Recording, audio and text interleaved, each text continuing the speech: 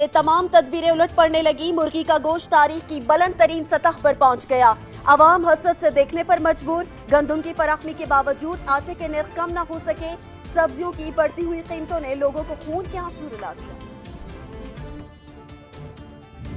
जेहलम में महंगाई का तूफान सब बहा ले गया। टमाटर समेत तमाम अशिया की कीमतें आसमान से बातें करने लगी। बढ़ती हुई महंगाई ने गरीब आवाम का जीना मुहाल कर दिया।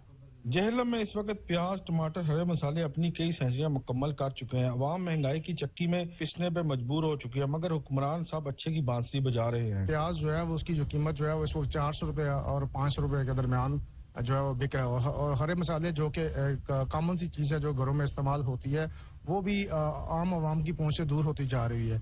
अगर अवामी मसाइल को हल करने और महंगाई से पिसी अवाम को रिलीफ देना ही हुकूमत की अवलीन तरजीह है, तो इस महंगाई और नजायज मुनाफाखोरी को फिलफौर लगाम डाली जाए। कैमरामैन हसनैन अली के साथ बाबर हुसैन, ब्यूरो चीफ सच न्यूज, जेहलम।